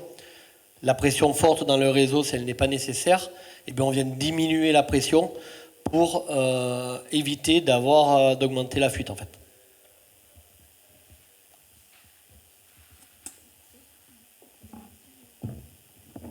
Oui, bonsoir. Est-ce qu'il va y avoir des nouvelles normes sur les piscines en 2026 ou 27? Vous savez, si on est amené à changer l'eau de la piscine, comment optimiser le recyclage de l'ancienne eau? Enfin, est-ce qu'il y a des mesures prévues? Les piscines particuliers, vous voulez dire? Oui. Alors là, je vous avouerai que je ne suis pas très au fait de la précision de l'évolution sur les piscines particuliers. Ce qui est sûr, c'est que si l'administration tend à demander aux particuliers ce qu'elle demande à la piscine collective, les piscines collectives doivent avoir un engagement d'injecter un certain pourcentage d'eau neuve dans les piscines chaque jour. Pour autant, justement, la réglementation s'est adaptée ces dernières années et prévoit que ce volume puisse diminuer un petit peu à partir du moment où il y a un recyclage de l'eau qui a du pédiluve, par exemple, qui a déjà tourné et autres, et qu'on fait passer dans des systèmes qui sont suffisamment fins, des systèmes membranaires essentiellement, avec derrière, bien évidemment, une chloration, pour qu'on puisse avoir l'eau de la piscine qui se recycle et qui ne nécessite pas forcément une réinjection d'eau propre. Chez le particulier, par exemple, ce genre de sujet serait un peu probablement coûteux et lourd à mettre en place. Donc je crains que ça n'évolue pas là-dessus. Le fait que tôt ou tard, les piscines de particuliers soient interdites à la construction, par exemple, si elles n'existent pas déjà ou autre, je ne sais pas. Il est possible que certains aient ce genre d'idées à partir du moment où ça évite d'avoir une consommation. Après, une piscine, à partir du moment où elle est, je dirais, gérée avec attention, il y a quelques gestes qui permettent quand même de limiter l'évaporation, notamment en mettant les bâches le soir, notamment en profitant des quelques jours de pluie, peut-être pour laver le filtre et donc faire baisser le niveau de la piscine uniquement, plutôt les jours sur lesquels il a plu ou il pleuvra le lendemain. Il y a quelques gestes comme ça qui peuvent permettre de ne pas mettre en tension le système d'eau potable.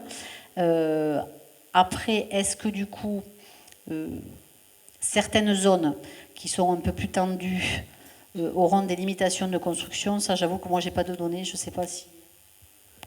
Merci. Après, c'est vrai qu'en fait, il y a des démarches territoriales, notamment les SAGE, schémas d'aménagement et de gestion de l'eau, qui sont générés par bassin versant. Et en fait, c'est des documents qui sont définis et qui peuvent notamment prescrire des règles, on va dire, un peu plus contraignantes sur certaines thématiques. Donc, on va dire, pour l'instant, sur le bassin versant de la Dordogne, on n'en est pas encore là.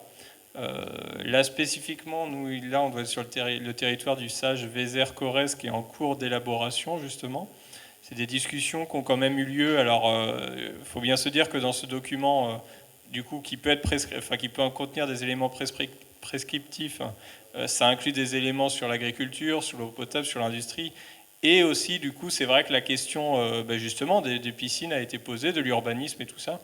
Je dis, c'est des discussions en cours. J'en profite pour dire que normalement, je crois que ça va être le 17 et 18, le 17, 18 et 18 novembre, je crois qu'il y a justement une présentation. Alors, ouais, c'est ça, du sage et des éléments du sage. Je ne sais pas si c'est à Terrasson, mais peut-être que oui. Une à Montignac, peut-être, je sais bien. Donc voilà. Et donc du coup, en fait, c'est à ce moment-là, en fait, c'est des consultations publiques pour échanger sur ces sujets-là.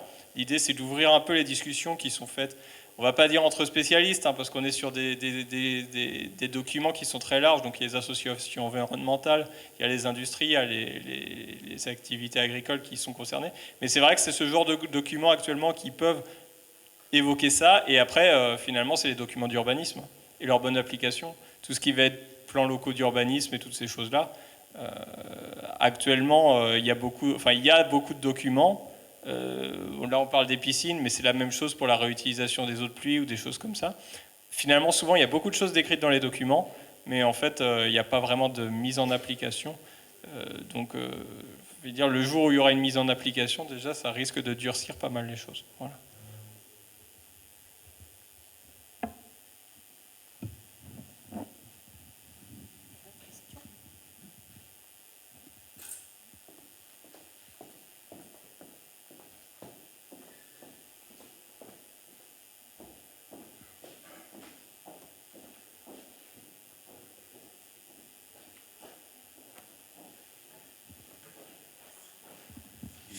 Bonsoir. Est-ce que toutes les antennes relais sont bien dimensionnées pour pouvoir recevoir tous les télérelevés ? Le télérelevé avait 2 ans pour être mis en place. Donc là, des antennes relais ont été posées, au nombre de 19 sur le territoire. Aujourd'hui, les équipes sont en train de positionner des répéteurs pour pouvoir capter tous les compteurs. Donc les antennes relais sont en place.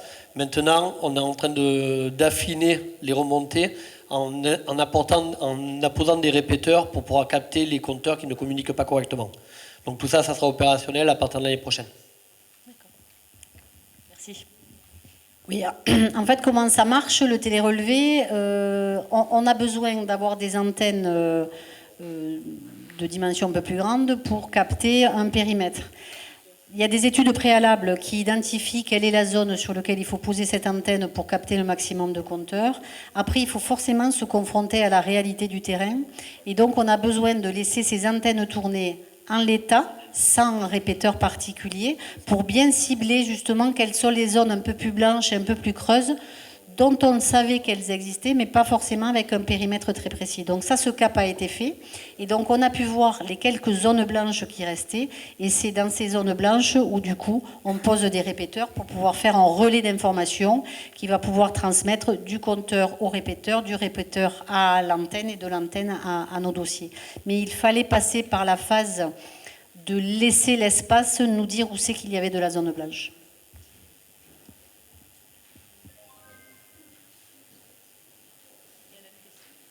Alors moi, je vais vous en poser une. Donc moi, je suis très interrogative par rapport à l'intelligence artificielle et notamment les data centers.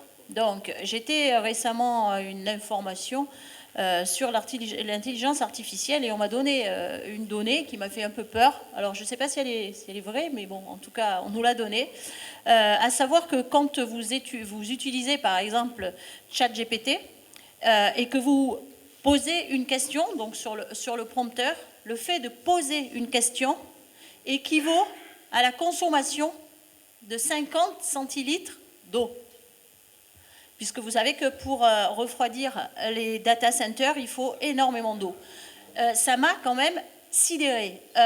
Donc, je ne sais pas, est-ce que vous... Bon, je pense que c'est vrai, on ne m'a pas donné cette information comme ça, mais c'est sidérant quand même, quand on sait effectivement, puisque, bon, aujourd'hui, pour remplacer ChatGPT, on essaie d'avoir, donc en France, le plus de data centers possible et d'avoir notre propre réseau d'intelligence artificielle. Donc, je suis très inquiète par rapport à ça. Est-ce que vous en pensez quoi et vous pouvez nous dire quoi là-dessus? Alors, sans être inquiet, il convient effectivement de réfléchir à ce qu'on appelle l'empreinte eau, c'est-à-dire tous les événements autour de nous qui sont consommateurs d'eau ou d'énergie, on peut faire le parallèle avec l'énergie d'ailleurs, et qu'on ne voit pas. Donc on pense eau, on pense fuite, on pense nos consommations, on va prendre l'habitude de récupérer l'eau de lavage de la salade pour arroser les plantes à l'extérieur, etc., etc. Mais effectivement, les data centers, donc tous ces outils qui récupèrent les données qu'on utilise, alors en parlant à ChatGPT ou en passant des infos de cette manière-là, consomment de l'eau parce que ces outils-là génèrent de la chaleur et qu'il faut les refroidir. On a par ailleurs, par exemple, alors j'ai plus exactement le chiffre précis en tête, mais la fabrication d'un jean, c'est 2000 litres d'eau, je crois.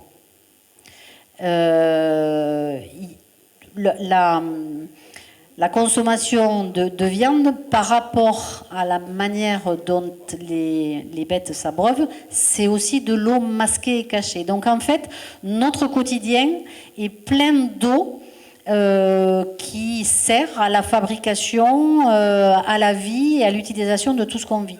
Donc c'est vraiment un sujet, c'est le même principe que l'empreinte carbone dont on parle et qu'on connaissait un peu plus, mais maintenant on commence effectivement à réfléchir à l'empreinte eau et il va falloir faire l'exercice par zone et par terroir en fait, de se dire finalement une consommation moyenne d'un individu de l'eau de telle ou telle manière, c'est ça. Donc quels sont les usages dans le quotidien invisibles mais qui vont faire économiser de l'eau. Donc effectivement, là, pour ChatGPT par exemple, les premières fois où moi j'ai entendu parler d'intelligence artificielle, on me disait le système, il faut lui poser la question, il faut ensuite préciser, voire il faut le remercier pour qu'il puisse enrichir sa base de données en disant finalement la réponse que tu m'as donnée elle conclut et elle me va bien. Donc finalement terminer la conversation avec ChatGPT en disant merci ta réponse, c'est ok pour moi, un truc comme ça. Et finalement maintenant on se dit non, on va pas rajouter une question parce que le simple fait de faire ça, ça consomme de l'eau, ça consomme de l'énergie. Et donc on va devoir réfléchir à tous nos usages du quotidien sur qu'est-ce que je fais moi pour ne pas en rajouter en consommation. Alors ça passe par cibler les questions à ChatGPT, indéniablement. Ça passe par finalement est-ce qu'on achète des habits de deuxième vie plutôt que toujours acheter du neuf parce que ça contribue aussi à l'économie d'eau et d'autres gestes au quotidien. Mais c'est sûr on va arriver en tout cas à finalement peut-être, pourquoi pas demain, avoir une cotation d'un certain nombre soit de produits qu'on achète, soit d'actions que l'on fait, avec pourquoi pas de l'ABCD, une espèce de scorecard associé à finalement la consommation d'eau. On l'a sur la machine à laver. Et bien peut-être que demain, quand on va acheter un vêtement ou quand on va utiliser un système informatique, ça sera intéressant qu'on ait visuellement quelque chose qui nous montre comment cette action-là consomme tant de l'eau, tant de l'énergie. Parce que c'est sûr que tout notre quotidien est fait de consommation d'eau et d'énergie. Pour ajouter aussi à ce que tu disais Florence, c'est vrai que ChatGPT et l'eau, on ne voit pas trop le lien. L'IA consomme énormément de données, donc c'est pour ça que même le réseau français en termes de data center est même sous-dimensionné par rapport à la demande, donc il va s'en construire davantage. Les data centers sont très énergivores, donc ils consomment beaucoup d'électricité. Il faut aussi les refroidir, comme tu disais. Donc il faut retourner les machines, les faire refroidir. Pour les faire refroidir, ça peut consommer de l'eau. On s'imagine pas forcément, mais on peut avoir ce qu'on appelle des tours aéro-réfrigérantes. C'est-à-dire que les machines vont produire de la chaleur, mais il faut l'enlever. Donc pour évacuer cette chaleur-là, on va utiliser de l'eau, tout simplement.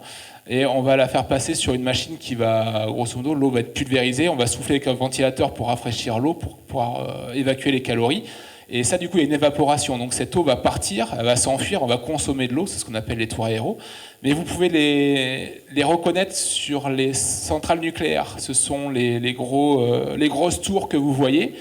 C'est parce que, comme par exemple sur Golfech, à côté de chez nous, qui utilise l'eau de la rivière, donc de la Garonne, qui est pompée et qui va être passée sur ces tours aéros avec des gros ventilateurs, donc bien sûr à l'échelle monumentale, industrielle, qui va pulvériser. Et ce panache que vous voyez au-dessus de la tour, c'est de l'eau. Donc tout ça, c'est de la consommation d'eau. Donc quand on dit qu'un data center consomme de l'eau, c'est parce qu'il consomme de l'électricité. L'électricité est utilisée, entre autres, est fabriquée par les centrales nucléaires qui consomment de l'eau dans nos rivières. Si on va sur la centrale de Blaye, ça va être plutôt de l'eau de mer quasiment, c'est le mélange d'eau douce et de l'eau de mer. Donc là, il n'y a pas de tour aéro parce qu'on a assez de débit d'eau pour refroidir le système. Mais ici, sur Golfech ou sur d'autres centrales nucléaires qui vont être positionnées sur le Rhône, on va consommer de l'eau. Donc, ChatGPT et l'eau, oui, il y a un lien, c'est l'électricité. Pour fabriquer l'électricité, il faut de l'eau. Voilà. Alors, c'est pas si simple que vous dites, François. Parce que, bon, ici, on a étudié des projets data center. Et c'est vrai qu'on peut en installer à des endroits où il n'y a pas d'eau. Donc, c'est compensé par de l'électricité. Donc, c'est ce que vous dites. Mais aujourd'hui, avec le développement des énergies renouvelables, on produit trop d'électricité en Dordogne comme ailleurs.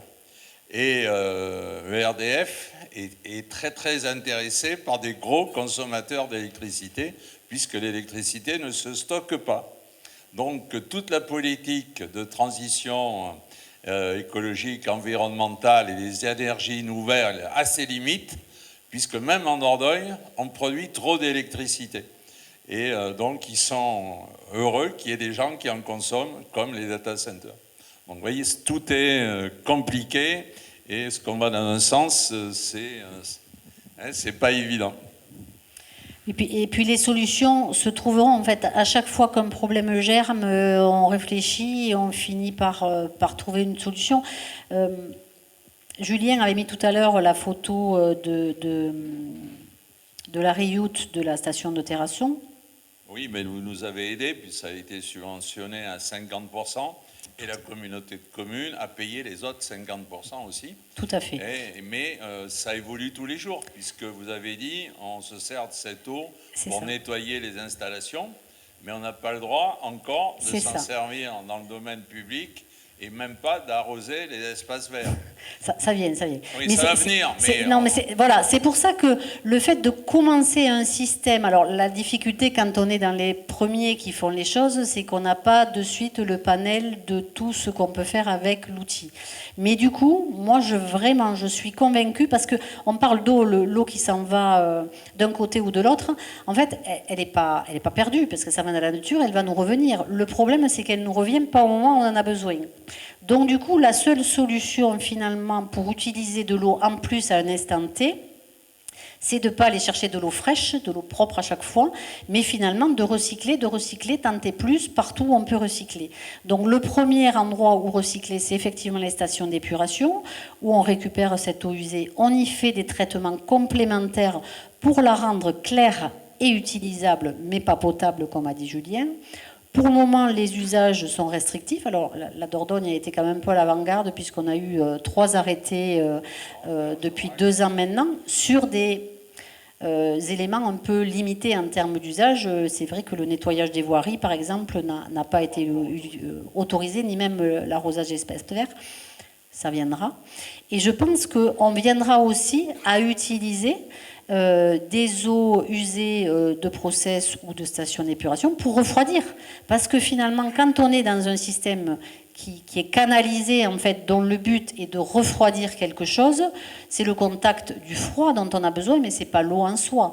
Donc pourquoi pas imaginer demain qu'on arrive à faire des systèmes avec du recyclage qui contribuent donc du coup à refroidir et à pouvoir utiliser demain des outils qui chauffent et qu'il faut refroidir, et sans pour autant ponctionner le milieu naturel à côté, mais plutôt en réutilisant. Et après, il y a une société qui capte toute l'urine. On récupère toute l'urine et avec ça, on fait de l'engrais. Et c'est énorme la diminution de consommation d'eau chaque fois que vous tirez la chasse. Donc c'est en pleine recherche avec récupérer toute l'urine des uns et des autres. Et il y a une société bordelaise qui le fait. Les innovations de demain, je pense, seront vraiment associées à cette notion de recyclage et de réutilisation. Si on veut parler de petites entreprises, alors on a parlé d'entreprises et de process, mais il y a l'artisanat aussi, et il y a la petite entreprise, il y a le garagiste, il y a le coiffeur. Le coiffeur, typiquement, utilise quand même beaucoup d'eau. Donc, aujourd'hui, les systèmes qui pourraient... Il existe des techniques qui permettent d'enlever ce qu'on va récupérer après un shampoing et qui permettraient de le réutiliser. Deux problèmes aujourd'hui. Il faut que la réglementation autorise à faire ça parce qu'effectivement, le but, c'est pas derrière d'avoir un procès parce que quelqu'un avait une blessure dans les cheveux et que potentiellement une eau recyclée a mis une petite angoisse là-dessus. Mais tôt ou tard, quand l'esprit de chacun sera plus ouvert à le recyclage d'eau, c'est quelque chose qui sert. Les techniques qui permettent d'arriver à avoir une eau claire plus, une eau potable, existent déjà. Il faudra ensuite les miniaturiser et les rendre plus abordables financièrement pour qu'elles puissent être utilisées dans des professions, pas d'industrie, mais finalement de commerce, dans lequel il y a une grande utilisation d'eau. Donc l'avenir devra nous amener à ça, et on résoudra comme ça le problème du besoin instantané de l'eau, sans pour autant ponctionner plus le milieu naturel. Pour cette dernière partie de soirée, on va passer un bon moment, on va rire, on va se marrer, avant de passer un moment de détente autour d'un petit cocktail. Et c'est un sujet qui vous parle à tous. Alors c'est une conférence spectacle qui est racontée par Bruno Rost. Pour ceux qui ne le connaissent pas encore, Bruno, c'est ce qu'on appelle un serial entrepreneur. Il a monté sa première boîte, il était tout jeune, il va vous le raconter. Et il a vécu de très nombreuses aventures dont il tire un spectacle à la fois drôle et émouvant, qui parle de succès, qui parle aussi d'échecs évidemment, et tout ça façonne notre manière de manager et notre manière d'être un leader aujourd'hui. Ça s'appelle Résilient, Rayonnant. Merci d'applaudir chaleureusement Bruno Rost, s'il vous plaît.